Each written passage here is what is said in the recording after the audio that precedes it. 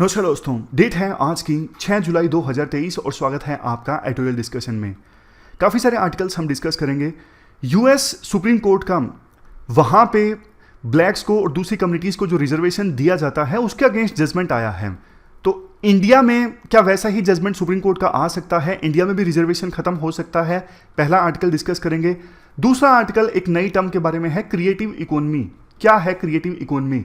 तीसरा article SCO, जिसका summit हाल ही में इंडिया के द्वारा ऑर्गेनाइज किया गया। फिर उसके बाद हम आलोक मौर्य, ज्योति मौर्य का इशू जो बहुत ज़्यादा फेमस है, उसमें से एथिकल कंसिडरेशंस निकालेंगे, एथिकल इश्यूज निकालेंगे और बहुत सारे आर्टिकल्स डिस्कस करेंगे।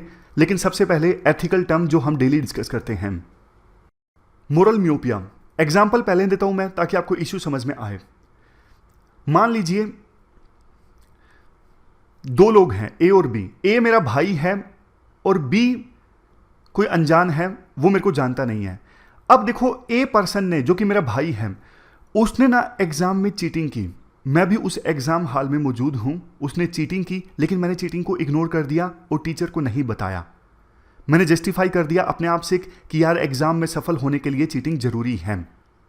तो और दूसरी तरफ अगर किसी ऐसे पर्सन ने चीटिंग की जिसको मैं नहीं जानता, उसके बारे में मैंने टीचर को बता दिया और बोला कि देखो, जो चीटिंग करना है वो गलत है। मतलब क्या है? मतलब है कि मैं अपने फायदे के लिए या फिर इमीडिएट प्रॉफिट के लिए, इमीडिएट इंटरेस्ट के लिए बड़े जो एथिकल इश्यूज है ना, वो इग्नोर कर रहा हूं। मेरा भाई चीटिंग कर रहा है, उससे मुझे फायदा हो रहा है क्योंकि भाई तो मेरा है, वो एग्जाम में सफल हो रहा है। तो मैं अपने फायदे के लिए या फिर इमीडिएट फायदे के लिए उस चीटिंग को इग्नोर कर रहा हूं, उसे जस्टिफाई कर रहा हूं कि एग्जाम में सफल होने के लिए जरूरी है। उसी प्रकार से देखिए आप एक और मोरल मियोपिया का एग्जांपल, ब्राजील की सरकार जो है अमेजोन फॉरेस्ट को कटवा रही है कुछ हिस्से को। क्यों? जरूरी है डेवलपमेंट के लिए, लेकिन वो बड़ा इशू नहीं देख रही है। समझ गए? तो मतलब यह है कि आप इमीडिएट इंटरेस्ट के लिए, इमीडिएट प्रॉफिट के लिए एथिकल इश्यूज को इग्नोर कर देते हो, एथिकल इश्यूज को ठीक से देख नहीं पाते हो। वो है मोरल मियोपिया। आप अपने कोई पर्सनल लाइफ से एग्जांपल दीजिए। आज की डिस्कशन का first important article affirmative action से संबंधित है और आप जीएस पेपर सेकंड के इस टॉपिक से आर्टिकल को रिलेट कर सकते हो। देखो, बेसिक्स और बैकग्राउंड की बात हम पहले करेंगे। पास्ट में हमारे देश में कुछ लोगों के साथ, for example schedule caste community के लोगों के ऊपर काफ़ी ज़्यादा अत्याचार हुआ। अत्याचार के एग्जाम्पल्स मैं आपको देता हूँ। जैसे उनको अनटचेबल माना जाता था। अगर कोई छू ले हायर कास्ट का लोग तो ये सोचा जाता था कि मैं पोल्यूट हो गया हूं। उन्हें मंदिरों में नहीं एंटर करने दिया जाता था। सार्वजनिक यानी पब्लिक कुएं जो होते थे, जहां से पानी निकाला जाता था, वहां से उनको पानी नहीं निकालने दिया जाता था। इवन पब्लिक स्कूल्स में भी वो एंटर नहीं कर सकते थे। अब देखो, ये सब सिचुएशन फेस करके इन कम्युनिटीज के लोग ना आगे नहीं बढ़ पाए। अब जब इनको फोर्स किया जाएगा कि आप सिर्फ यही काम कर सकते हो, मैनुअल स्क्वेंजिंग यानी ह्यूमन वेस्ट को उठाना आपका काम है, मरे हुए एनिमल्स को उठाना आपका काम है, आपको पढ़ना नहीं है, तो फिर इन कम्युनिटीज़ के लोग आगे पढ़ नहीं पाए तो ज़्यादा जैसे जैसे जमाना चेंज हुआ उनको रोजगार नहीं मिल पाया। लेकिन देखो, फिर देश आज़ाद होता है 1947 में, नया संविधान बना। नए संविधान में ना इनको स्पेशल ट्रीटमेंट दी गई, इन कम्युनिटीज़ को स्पेशल ट्रीटमेंट दी गई, फॉर एग्जांपल एससी और एसटी कम्युनिटी के लोगों को। और जो स्पेशल ट्रीटमेंट दी गई ना, वो क्या है? वो ये है कि आपको रिजर्वेशन मिलेगा कॉलेजेस के एडमिशन्स में, जॉब्स में आपको रिजर्वेशन मिलेगा। एससी कम्युनिटी के लोगों को 15% और एसटी को 7.5%। इसके साथ साथ इवन पार्लियामेंट में और विधानसभा में भी सीट्स आरक्षित की गई एससी और एसटी कम्युनिटी के लोगों को। यह रिजर्वेशन दिया गया ताकि पास्ट में इन लोगों पे जो अत्याचार हुआ ना, ये आगे नहीं बढ़ सके। तो पास्ट में जो इनके साथ गलत हुआ उसकी भरपाई अब की जा सके।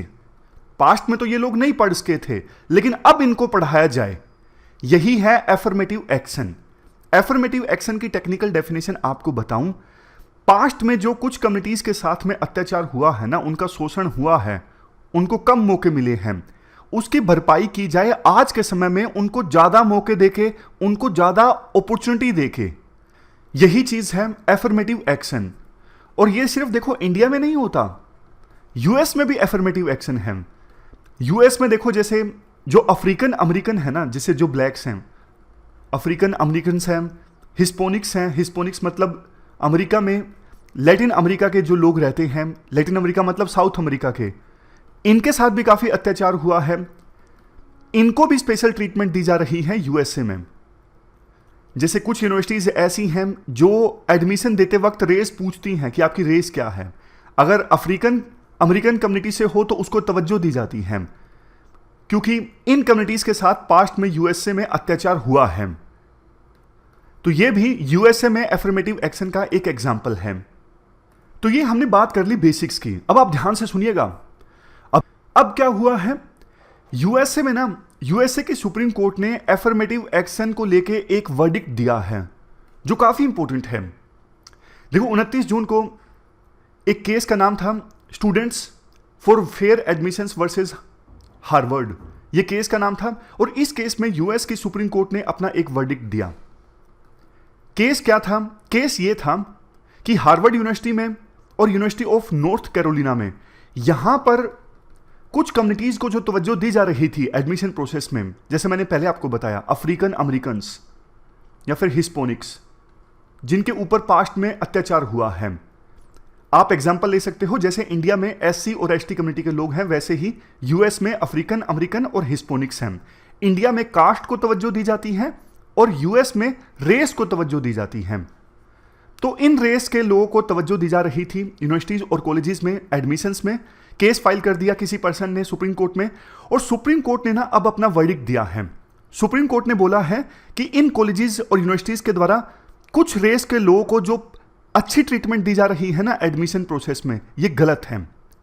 ये इक्वल प्रोटेक्शन के अगेंस्ट है। यूएस के संविधान का 14th अमेंडमेंट है, और ये जो अमेंडमेंट है ना 14वां, ये इक्वल प्रोटेक्शन की बात करता है, सभी रेसिस को इक्वल प्रोटेक्शन। तो यूएसए की सुप्रीम कोर्ट ने बोला जब सभी रेसिस को इक्वल प्रोटेक्शन है तो आप कुछ रेसिस को ज्यादा अच्छी प्रेफरेंशियल ट्रीटमेंट क्यों दे रहे हो?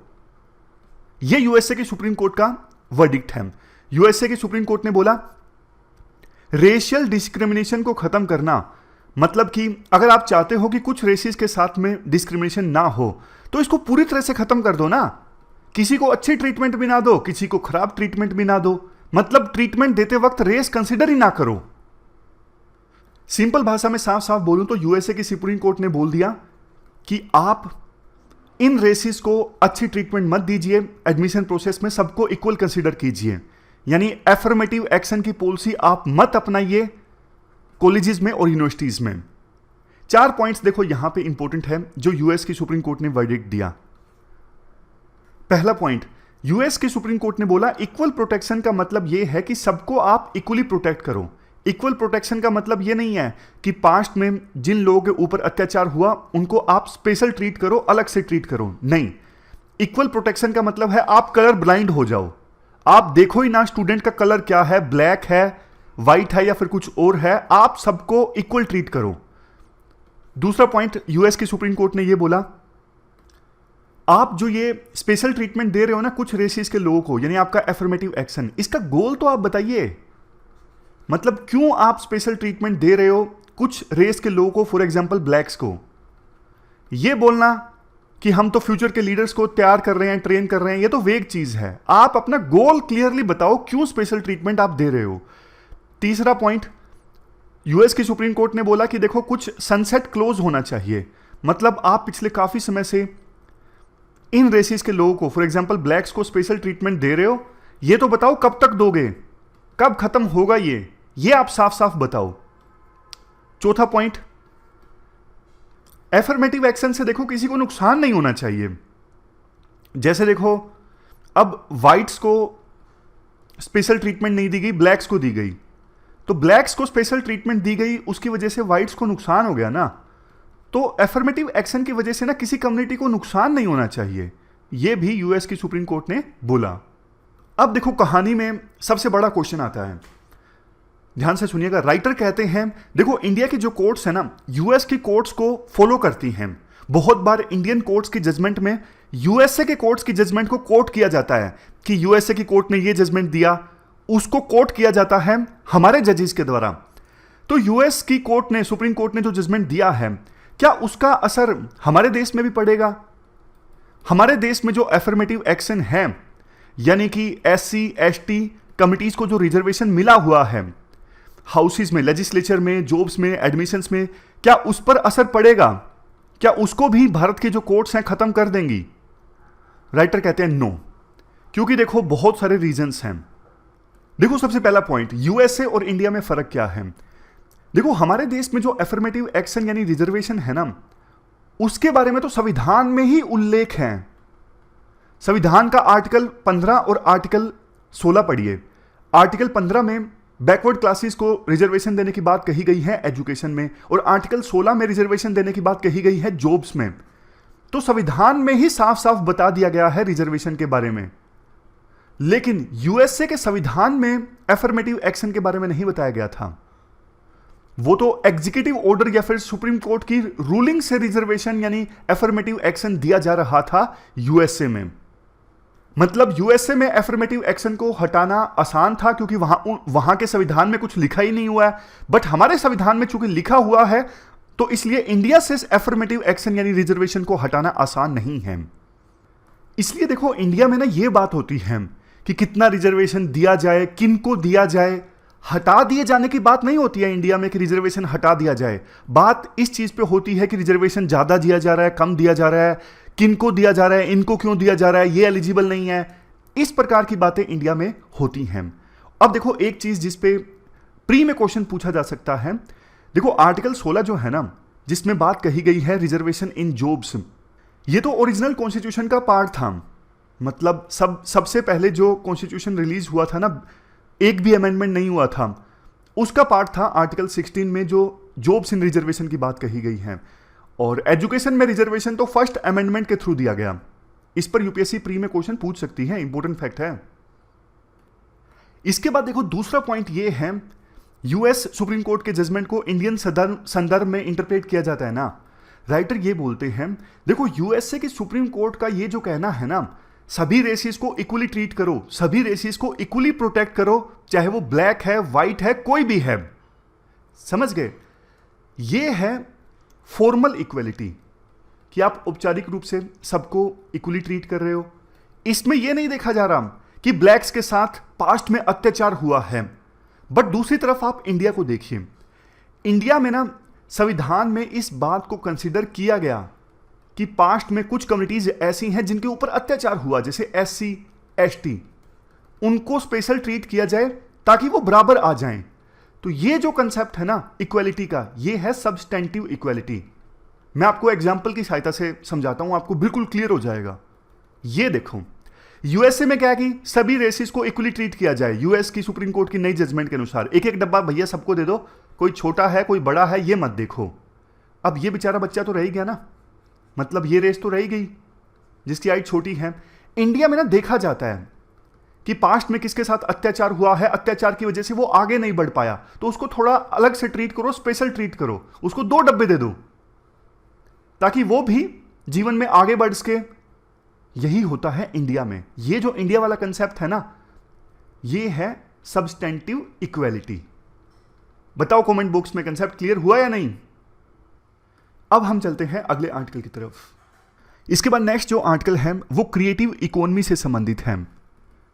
आप जीएस पेपर 3 के इस टॉपिक से आर्टिकल को रिलेट कर सकते हो। देखो सबसे पहले तो हम बेसिक्स की बात करते हैं। क्रिएटिव इकोनॉमी है क्या, मैं आपको एग्जांपल के थ्रू बताता हूं, क्लियर हो जाएगा।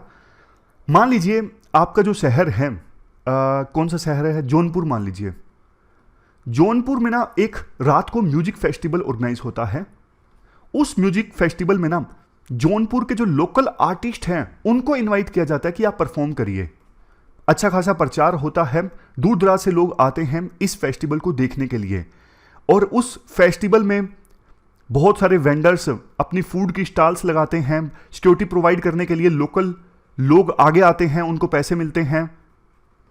ये एक एग्जांपल है क्रिएटिव इकोनॉमी का। क्रिएटिव इकोनॉमी मतलब जब आर्ट का सहारा लिया जाता है ना, आर्ट के थ्रू आप इकोनॉमी को भी प्रमोट करते हो, इकोनॉमी को भी बूस्ट करते हो। जैसे देखो म्यूजिक फेस्टिवल हुआ, आर्ट तो प्रमोट हुई क्योंकि लोकल आर्टिस्ट ने यहां पे प्रमोट किया म्यूजिक फेस्टिवल में, बट उसके साथ साथ देखो कितने सारे लोगों को रोजगार मिला। लोगों ने यहां पे अपने फूड स्टॉल लगाई, उनका फूड बिका, उनको पैसे मिले, दूर दराज से लोग आए, ट्रांसपोर्ट सेक्टर को फायदा हुआ, सिक्योरिटी प्रोवाइड की लोकल यूथ ने, उनको पैसे मिले। तो मतलब दोनों चीजें साथ साथ चल रही हैं। आर्ट भी प्रमोट हुई लेकिन इसके साथ साथ इकोनॉमी भी बूस्ट हुई। यही है क्रिएटिव इकोनॉमी, कि आर्ट के थ्रू इकोनॉमी को भी प्रमोट करना। ये म्यूजिक फेस्टिवल तो देखो एक एग्जांपल है, पेंटिंग का एग्जीबिशन हो सकता है, और जितनी भी आर्ट है ना, डांस कंपटीशन हो सकता है, उनको ऑर्गेनाइज करना ताकि इकोनॉमी भी प्रमोट हो और आर्ट भी हमारी प्रिजर्व हो। ये क्रिएटिव इकोनॉमी देखो वेस्टर्न कंट्रीज में तो जो डेवलप हो चुकी है ना, वहां पे क्रिएटिव इकोनॉमी के एग्जांपल्स बहुत ज्यादा देखने को मिलते हैं। बट डेवलपिंग कंट्रीज में जैसे इंडिया में क्रिएटिव इकोनॉमी के एग्जांपल्स कम देखने को मिलते हैं। अगर ऐसा होना, बहुत सारे फायदे होंगे, बहुत सारी जॉब्स क्रिएट की जा सकती हैं, इकोनॉमिक ग्रोथ में फायदा होगा, टूरिज्म में फायदा होगा, इवन एक्सपोर्ट में भी फायदा होगा, सोसाइटी का भी डेवलपमेंट होगा, हर चीज में फायदा होगा अगर क्रिएटिव इकोनॉमी को सरकार के द्वारा प्रमोट किया जाता है। इसके बाद देखो राइटर ये कहते हैं, देखो ये जो एज है ना, डिजिटल एज है। अब इसमें आपको पता है जो आर्टिस्ट लोग हैं ना, जैसे कोई म्यूजिक तैयार करता है, कोई गाना गाता है, कोई डांस करता है, कोई पेंटिंग बनाता है, उनके लिए देखो ये बात सच है कि डिजिटल ईरा में अपॉर्चुनिटीज यानी मौके बहुत सारे मिले हैं उनको। मतलब जैसे मौके, जैसे ई कॉमर्स वेबसाइट की सहायता से अपना गाना अपलोड कर दिया या फिर पेंटिंग बेच दी, मतलब ई कॉमर्स वेबसाइट की सहायता से अपनी आर्ट को बेच दिया, यूट्यूब और दूसरे सोशल मीडिया प्लेटफॉर्म्स के थ्रू अपना गाना अपलोड कर दिया या फिर डांस अपलोड कर दिया, उस पर व्यू आए और आर्टिस्ट फेमस हो गया। मतलब डिजिटल एज की वजह से अब ना आर्टिस्ट लोग जो है ना, वो बहुत बड़ी दुनिया तक पहुंच सकते हैं अगर उनमें टैलेंट है तो। लेकिन देखो राइटर ये कहते हैं, कहने को देखो ये बात सच है, बट ना आर्टिस्ट भी बहुत सारे चैलेंजेस फेस करते हैं। चैलेंजेस देखो, वो मार्केट को ठीक से एक्सेस नहीं कर पाते। मान लीजिए मैंने पेंटिंग बनाई, अब मेरी पेंटिंग मजनू भाई जैसी पेंटिंग बन जाएगी, अमेजोन पे मैं डालूंगा, कौन परचेज करेगा आप बताइए? वो पीछे पीछे चली जाएगी, अमेजोन उसको प्रमोट ही नहीं करेगा। अमेजोन में 10वें पेज पे मेरी पेंटिंग दिखेगी, 10वें पेज तक कोई सर्च करने के लिए जाता है कोई अमेजोन पे? नहीं जाता। यही दिक्कत है ना, सभी आर्टिस्ट को मार्केट एक्सेस नहीं मिल पाती। सभी आर्टिस्ट के पास में तो इंटरनेट भी नहीं है। गांव में जो दूर दराज के एरियाज में आर्टिस्ट हैं, हो सकता है उनके पास नहीं इंटरनेट है। और दूसरा देखो, आज के समय में ना आर्ट वर्ल्ड में कितने सारे क्राइम्स होते हैं। क्राइम्स जैसे कि देखो, पेंटिंग मैंने बनाई लेकिन चुरा लिया किसी और ने और बोल दिया कि ये पेंटिंग तो मैंने बनाई है। कोई सेंट्रल डेटाबेस तो होता नहीं है कि जैसे ही मैं पेंटिंग बनाऊं मैं अपलोड कर दूं, उस पर टैग लग जाए कि भैया ये मेरी पेंटिंग है और कोई मत बेचना अपने नाम से।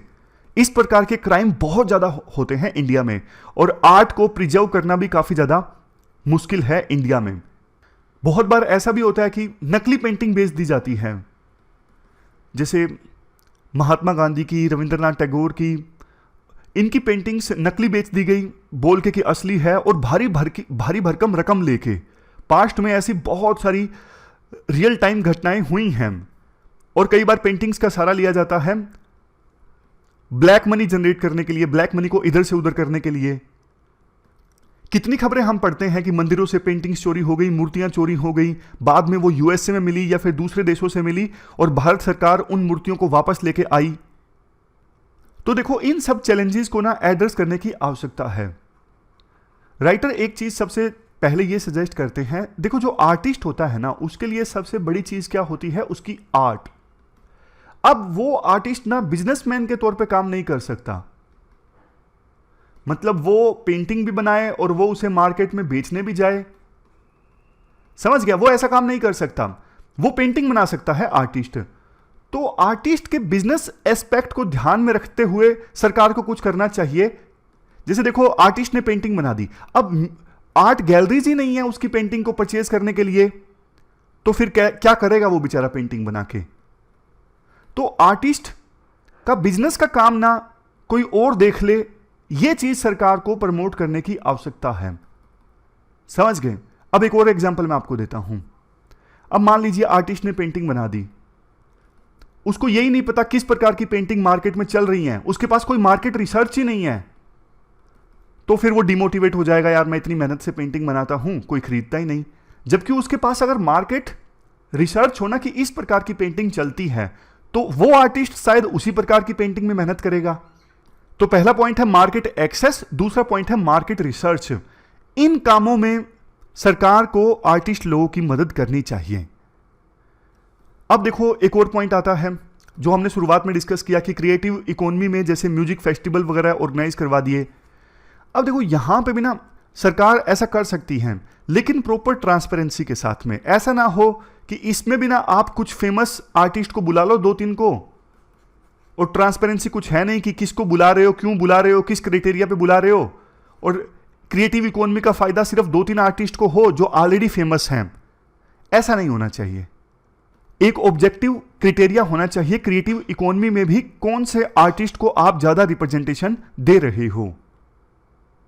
नेक्स्ट सॉल्यूशन राइटर ये देते हैं, जैसे देखो आर्ट वर्क्स की जो चोरी हो जाती है ना, सबसे पहले एक सेंट्रल डेटाबेस बनना चाहिए जिसमें हर एक आर्ट, जो भी इंपॉर्टेंट आर्ट्स है ना, उसके बारे में इंफॉर्मेशन हो, किसकी ये आर्ट है, किसने बनाई है, कहां से ओरिजिन हुई है, सारी इंफॉर्मेशन हो उस आर्ट के बारे में। फॉर एग्जांपल मूर्ति है तो मूर्ति के बारे में।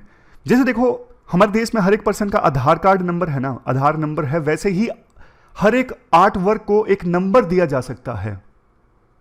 इससे आसानी हो जाएगी। और दूसरा एक ना प्रॉपर तरीका होना चाहिए सरकार के पास में।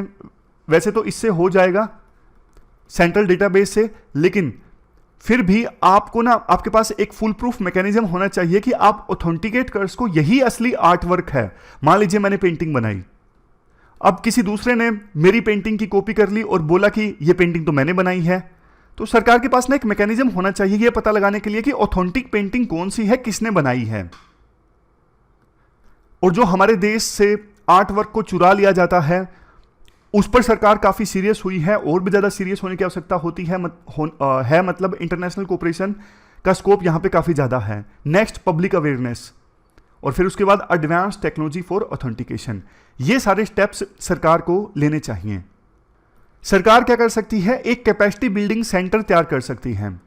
ये कैपेसिटी बिल्डिंग सेंटर क्या करेगा, जो स्टार्टअप्स इस आर्ट के काम में बिजनेस स्टार्ट करना चाहते हैं ना, जैसे कोई कंपनी है मान लीजिए वो इस दुनिया में आना चाहती है जो म्यूजिक फेस्टिवल ऑर्गेनाइज करवाना चाहती है, तो ऐसे स्टार्टअप्स को जो आर्ट की दुनिया में काम करना चाहते हैं, ये कैपेसिटी बिल्डिंग सेंटर ऐसे स्टार्टअप्स को गाइडेंस प्रोवाइड करेगा, टेक्निकल सपोर्ट देगा, इंफ्रास्ट्रक्चर प्रोवाइड करेगा, इन्वेस्टर्स को की एक्सेस दिलवाएगा, नेटवर्क अपॉर्चुनिटीज प्रोवाइड करेगा। तो ऐसा ही एक कैपेसिटी बिल्डिंग सेंटर सरकार बना दे जो स्टार्टअप्स की मदद करेगा। उसी प्रकार से एक फैसिलिटेशन सेंटर सरकार आर्टिस्ट के लिए बना दे।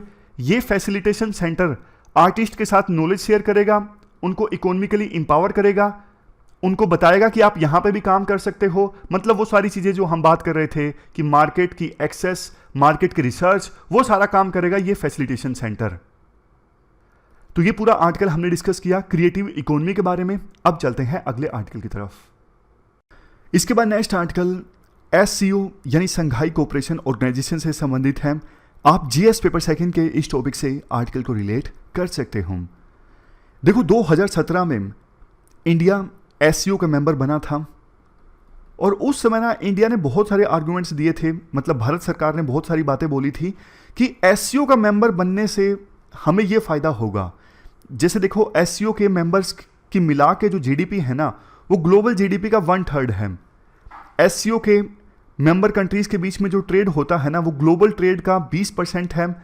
SCO मेंबर कंट्रीज के पास ग्लोबल ऑयल रिजर्व का 20% ऑयल रिजर्व है। और सबसे लास्ट में SCO के मेंबर कंट्रीज के पास में पूरे वर्ल्ड में जितना नेचुरल गैस का रिजर्व है ना, उसका 44% SCO के मेंबर कंट्रीज के पास में है।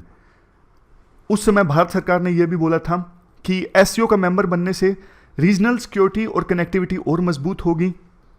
और देखो इंडिया के जो एनिमी कंट्रीज है ना, पाकिस्तान और चाइना, अगर इंडिया इनके साथ SCO में होता है ना, तो ज़्यादा अच्छे से इन पे नज़र रख सकता है, बजाय इसके कि बाहर रहे इंडिया SCO से और हमारे दुश्मन देश आपस में कोऑपरेट करते रहें SCO के अंदर। तो इंडिया ने सोचा इससे अच्छा तो यही है कि मैं भी मेंबर बनूं और देखूं तो सही कि इनके बीच में क्या खिचड़ी चल रही है, क्या खिचड़ी पक रही है। समझ गए? तो इसी कंसेप्ट के आधार पर इंडिया ने SCO का मेंबर कंट्री बनने का निर्णय लिया 2017 में। आर्ग्यूमेंट्स देखो और भी हैं, जैसे एससीओ का मेंबर बनने से सेंट्रल एशियन कंट्रीज के साथ में रिश्ते मजबूत होंगे। और इंडिया की जो रणनीति है ना मल्टी अलाइनमेंट की, कि आप ना किसी ग्रुप में शामिल ना हो, आप सबके साथ अच्छी अलाइनमेंट करो, सबके साथ अच्छे रिश्ते मेंटेन करो। एक तरफ इंडिया एससीओ का मेंबर है जिसमें रशिया और चाइना है, दूसरी तरफ इंडिया क्वेड का भी मेंबर है। जैसा देश वैसा भेष, मतलब सिचुएशन के हिसाब से इंडिया अपने रंग में रंग जाता है। यूएसए वाले ग्रुप का भी पार्ट है और रशिया चाइना लेड ग्रुप का भी पार्ट है। यही चीज इंडिया की हाल ही में यूक्रेन वार में भी देखने को मिली। यूक्रेन वार के इश्यू पर इंडिया की न्यूट्रल पोजीशन, यूएसए के लाख कहने पर इंडिया ने रशिया को क्रिटिसाइज नहीं किया, बल्कि रशिया से फ्यूल, फर्टिलाइजर, ऑयल ये सब चीजें परचेज की। तो मतलब इंडिया ने समय समय पर यह शो किया है कि अभी हम किसी ग्रुप का पार्ट नहीं है। तो ये तो हमने पूरा बैकग्राउंड और बेसिक्स डिस्कस किया। अब हम बात करते हैं अभी क्या हुआ है। देखो हाल ही में ना एससीओ का समिट ऑर्गेनाइज हुआ था और समिट में प्रेसिडेंसी इंडिया के पास थी।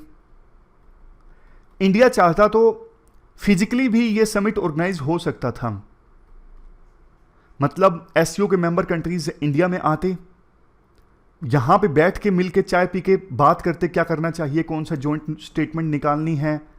लेकिन इंडिया ने बोला एससीओ के मेंबर कंट्रीज को कि भैया आप यहां पे मत आइए, हम ऑनलाइन मीटिंग कर लेंगे, जूम मीटिंग हम कर लेंगे। समझ गए। अब एक क्वेश्चन आपके मन में भी दिमाग में आया होगा, क्यों ऐसा, क्यों इंडिया ने किया? एससीओ के मेंबर कंट्रीज के जो प्रेसिडेंट और प्राइम मिनिस्टर हैं उनको इंडिया में क्यों नहीं आने दिया? जूम मीटिंग की बात क्यों कही?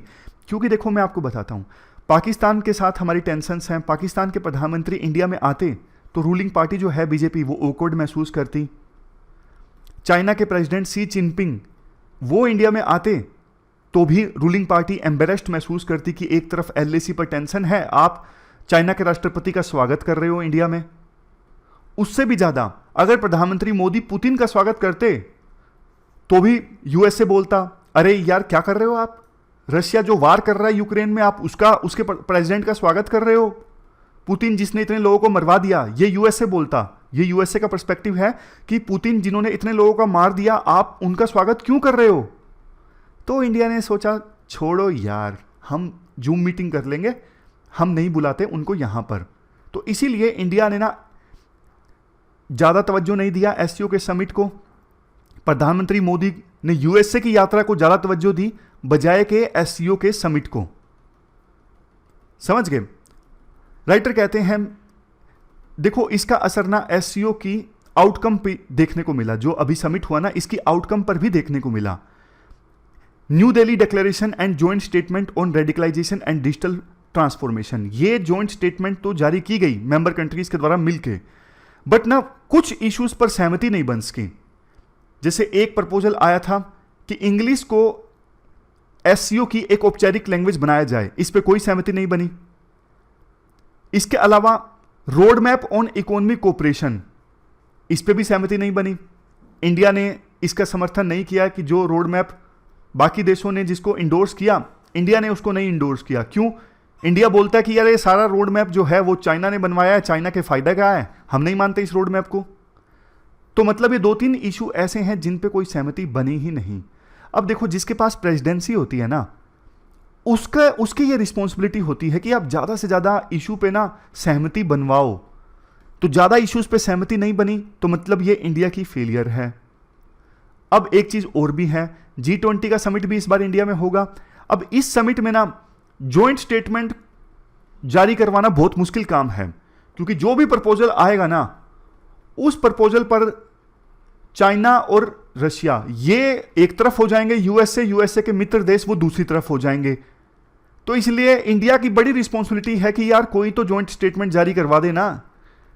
ये देश तो आपस में इतने ज्यादा टेंशंस में है, लड़ रहे हैं कि इंडिया जॉइंट स्टेटमेंट इंडिया के लिए जारी करवाना चुनौती वाली बात होगी।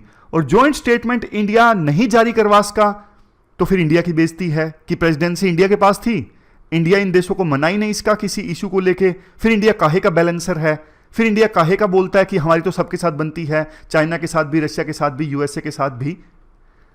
तो राइटर कहते हैं कि एससीओ का समिट ना एक बढ़िया मौका था रशिया चाइना को कन्विंस करवाना कि G20 का मौका जब आएगा ना कि भैया आप मेरी बात मान लेना, कोई जॉइंट स्टेटमेंट जारी करनी हो तो लड़ना मत प्लीज यूएसए के साथ में, उस समय हम जॉइंट स्टेटमेंट जारी करवा देना। ये कन्विंस कराने के लिए इंडिया के पास बढ़िया मौका था, लेकिन इंडिया ने वो मौका गवा दिया, ऐसा राइटर बोलते हैं। इसके बाद देखो एक एथिकल इशू डिस्कस करते हैं। आप में से बहुत से लोगों ने बोला था कि इस केस में क्या एथिकल इश्यूज निकल के आते हैं, वो हम एनालाइज करें। केस वैसे तो आप सबको पता होगा, 30 सेकंड में बता देता हूं। ये है ज्योति, ये है आलोक। ज्योति पीसीएस में सिलेक्ट हुई थी 2015 में, यूपी पीसीएस में। 2010 में इन दोनों की शादी हुई थी। अब आलोक मौर्य का ये कहना है 2010 में हमारी शादी हुई, शादी के बाद मैंने बढ़िया से ज्योति को पढ़ाया लिखाया, लेकिन 2015 में उनका सिलेक्शन भी हो गया, लेकिन शादी के 13 वर्ष बाद अब उनका चक्कर चल रहा है एक होमगार्ड कमांडेंट से जिनका नाम है मनीष, और वो मुझे जान से मारने की धमकी दे रही हैं और तलाक का दबाव बना रही हैं। तो मीडिया ने इस इशू को हाथों हाथ लिया। सूर्यवंशम जो मूवी है अमिताभ बच्चन की, उसमें हीरा ठाकुर ने जैसे अपनी पत्नी को पढ़ा लिखा के डीएम बनाया था, उसी से कंपैरिजन करने लगे हैं लोग कि लेकिन ज्योति मौर्य ने इस केस में धोखा दे दिया। आलोक मौर्य को पीसीएस बनने के बाद अपने पति को छोड़ रही हैं। बहुत से लोग ये भी बोल रहे हैं कि ये खबर सुन के बहुत से पति जो हैं अपनी पत्नियों को पढ़वाएंगे नहीं। तो ये पूरा केस मैंने आपको बता दिया। अब एथिकल इश्यूज निकालते हैं। देखो ये सारे एथिकल इश्यूज यहां से निकल के आते हैं। अभी देखो हमें ये नहीं पता सही गलत क्या है, लेकिन दोनों के जो आरोप प्रत्यारोप है ना, उनके आधार पे हम ये एथिकल इश्यूज निकाल रहे हैं। जैसे सबसे पहली चीज, आलोक मौर्य ने जो आरोप लगाया, आरोप कि मैंने पढ़ाया लिखाया और वो किसी दूसरे के साथ में एक्स्ट्रा मैरिटल अफेयर चला रही हैं और मुझे तलाक दे रही हैं, इवन जान से मारने की धमकी दे रही हैं। तो ये जो चीज़ है ना, ये है betrayal of trust and infidelity. आप मैरिड हो, बावजूद इसके आप किसी दूसरे के साथ एक्स्ट्रा मैरिटल अफेयर चला रहे हो, तो ये इनफिडिबिलिटी है, ये ट्रस्ट का वायलेशन है, ये धोखा है। ये पहला एथिकल इशू। दूसरा, lack of empathy and concern for children. दोनों आपस में लड़ रहे हैं, दोनों की 2 बेटियां हैं, उनकी तरफ कोई ध्यान नहीं है, कोई एम्पैथी नहीं है, उनका भी भविष्य सोचना चाहिए दोनों को। Next, lack of honesty and transparency. Jyoti Maurya ने आरोप ये लगाया कि आलोक मौर्य ने मुझे झूठ बोला शादी करते वक्त, बोला कि मैं पंचायत अधिकारी हूं, लेकिन असल में वो सफाई कर्मचारी थे। तो शादी के वक्त प्रॉपर इंफॉर्मेशन ना देना ज्योति के अनुसार, ये एथिकल इशू है, lack of honesty and transparency. फिर उसके बाद है false allegation and manipulation of legal system. ये किया ज्योति ने झूठा दहेज का केस डलवा दिया आलोक मौर्य के ऊपर। इन्हीं की वजह से फिर लोग दहेज के केस को सीरियस नहीं लेते, इसी केसेस की वजह से। तो ये जो चीज़ है ना, ये है false allegation and manipulation of legal system. Next है राइट टू चूज। अब देखो कुछ लोग ये भी बोल रहे हैं कि किसी भी अडल्ट पुरुष या फिर महिला को ये पूरा अधिकार है, वो अपनी मर्जी से चूज कर सकते हैं कि किसके साथ वो फर्दर शादी करना चाहते हैं, किसको डाइवोर्स देना चाहते हैं। इस पर किसी को ऐतराज नहीं होना चाहिए अगर कानूनी रूप से ये सही या गलत नहीं है तो। नेक्स्ट है अनफेयर जनरलाइजेशन एंड प्रिजुडाइस। देखो ये है, अब बहुत से लोग ये बोल रहे हैं कि कोई अपनी बीबी को आगे से पढ़वाएगा नहीं, कोई अपनी वाइफ को पढ़वाएगा नहीं। ये तो देखो, ये बात बोलना तो पैट्रियार्की का ही वो है, मतलब एग्जाम्पल है। आप अनफेयर जनरलाइज नहीं कर सकते, मतलब ज्योति मौर्य ने ऐसा किया तो सभी वाइफ्स ऐसा करेंगी, ऐसा नहीं होता है। आप किसी रिश्ते की पवित्रता को नहीं खत्म कर सकते एक केस के कारण, आप प्रिजुडाइज नहीं हो सकते हो, समझ गए। मेरे पास बहुत सारे ऐसे एग्जाम्पल्स, ऐसी न्यूज़ है कि किसी लड़के ने आईपीएस आईएएस बन के अपनी पुरानी गर्लफ्रेंड को छोड़ दिया हो। अनेकों एग्जाम्पल्स हैं। एक वाइफ का एग्जाम्पल आया तो उसको आप ग्लैमराइज कर रहे हो, लेकिन अनेकों लड़कों के एग्जाम्पल्स हैं दुनिया भर के, तो ये चीज़ गलत है। Next, professional ethics of media. Media के प्रोफेशनल एथिक्स तो देखो है ही नहीं। आप इनोसेंस पहले ही प्रिज्यूम कर रहे हो, आप इन्वेस्टिगेशन अथॉरिटी नहीं हो, आप किसी की प्राइवेसी और कॉन्फिडेंशियलिटी को की धज्जियां उड़ा रहे हो, केस को बहुत बुरी तरह से सेंसेशनलाइज कर रहे हो, रिस्पॉन्सिबल रिपोर्टिंग नहीं कर रहे हो, आप किसी की डिग्निटी की रिस्पेक्ट नहीं कर रहे हो। तो ये सारे मीडिया एथिक्स में पॉइंट्स आप दे सकते हो। आप भी बताइए कोई एस्पेक्ट अगर छूट गया है तो आप भी अपनी तरफ से बताइए इस केस में। आगे देखो, एक जबरदस्त एग्जाम्पल है जिसको आप आंसर राइटिंग में यूज कर सकते हो। राजस्थान की एक कोर्ट ने ना ये बोला है, जिस सिटीजन ने crime, wild life crime expose किया, उसको इनाम का आधा पैसा मिले। जैसे देखो, कोई पर्सन है जिसने चिंकारा को मार दिया, चिंकारा जो कि राजस्थान का स्टेट एनिमल है, अब उसके ऊपर मान लीजिए 1 लाख रुपए फाइन लगाया गया, तो बी पर्सन जिसने बताया पुलिस को कि ए पर्सन ने चिंकारा को मार दिया है, तो बी पर्सन रिस्पॉन्सिबल सिटीजन है। तो जो फाइन लगाया गया है ना ए पर्सन के ऊपर चिंकारा को मारने के लिए, उसका आधा जो पैसा है ना वो बी को दिया जाए, क्योंकि बी रिस्पॉन्सिबल सिटीजन है, उसने क्राइम को उजागर किया। वाइल्ड लाइफ को प्रोटेक्ट करना बहुत ज़्यादा जरूरी है, ये हर एक नागरिक की ड्यूटी है। इवन संविधान में लिखा हुआ है आर्टिकल 51A(g) में। तो ये एग्जाम्पल आप यूज कर सकते हो, पेनल्टी का आधा पैसा उस सिटीजन को जिसने क्राइम को एक्सपोज किया है। इसके बाद लास्ट में एक आर्टिकल है स्मार्ट बैंडेज से संबंधित। स्मार्ट बैंडेज क्या है? देखो, कुछ घाव यानी कुछ वाउंड्स ऐसे होते हैं जो बहुत समय में भरते हैं या फिर भरते ही नहीं हैं। फिल्मों में डायलॉग भी आता है ना कि कुछ घाव को भरने में बहुत समय लग जाता है। हालांकि फिल्मों में डायलॉग होता है वो इमोशनल डायलॉग होता है, बट वास्तव में कुछ वाउंड्स, कुछ घाव ऐसे होते हैं बॉडी पर जिनको भरने में बहुत समय लग जाता है या फिर वो भरते ही नहीं है।